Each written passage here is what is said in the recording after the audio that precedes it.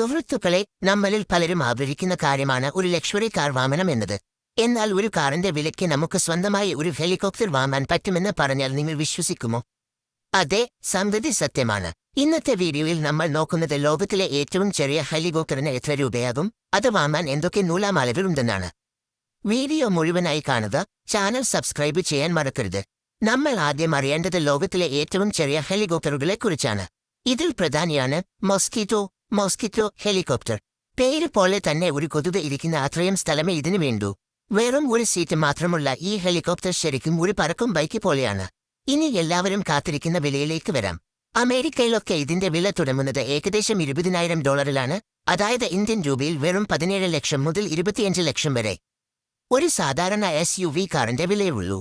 എന്നാൽ ഇന്ത്യയിലേക്ക് ഇത് എത്തുമ്പോൾ കഥ മാറും. ടാക്സും ഷിപ്പിംഗ് ചാർജുമെല്ലാം കൂട്ടുമ്പോൾ ഏകദേശം 35 ലക്ഷം മുതൽ 50 ലക്ഷം രൂപ വരെ ഇതിന് ചെലവ് വരും. എങ്കിലും ഒരു ബെൻസ് കാർ വാങ്ങുന്നതിനേക്കാൾ കുറഞ്ഞ വിലയിൽ നിങ്ങൾക്ക് ആകാശത്ത് പറക്കാം. ഇതിൽ AC ഉണ്ടോ?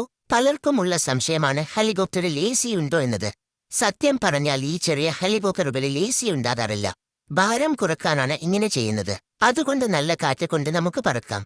പക്ഷെ വലിയ പ്രൈവറ്റ് ഹെലികോപ്റ്ററുകളിൽ നല്ല ഒന്നാന്തരം AC സൗകര്യം ഉണ്ടാവാറുണ്ട്. എങ്ങനെ വാങ്ങാം? Rules and licence. പണമുണ്ടെന്ന് കരുതി മാത്രം നമുക്ക് ഹെലികോപ്റ്റർ പറപ്പിക്കാൻ പറ്റില്ല. ഇന്ത്യയിൽ ഇതിന് കുറച്ച് കടുത്ത നിയമങ്ങളുണ്ട്. 1. DGCA അനുമതി. ആദ്യം ഗവൺമെന്റിൽ നിന്ന് ഇത് വാങ്ങാനുള്ള NOC എടുക്കണം. 2. ലൈസൻസ്. ബൈക്ക് ഓടിക്കാൻ ലൈസൻസ് വേണ്ടതുപോലെ ഹെലികോപ്റ്റർ പറപ്പിക്കാൻ പൈലറ്റ് ലൈസൻസ് നിർബന്ധമാണ്. 3. ഹെലിപാഡ്. നിങ്ങളുടെ പറമ്പിൽ ഇത് ഇറക്കണമെങ്കിൽ പോലും ഗവൺമെന്റിന്റെയും പോലീസിന്റെയും അനുമതി വേണം.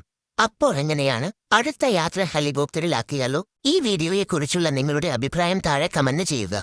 വീഡിയോ ഇഷ്ടപ്പെട്ടാൽ ലൈക്ക് ചെയ്യാനും കൂട്ടുകാർക്ക് ഷെയർ ചെയ്യാനും മറക്കരുത്. അടുത്ത വീഡിയോയിൽ കാണാം. ബൈ.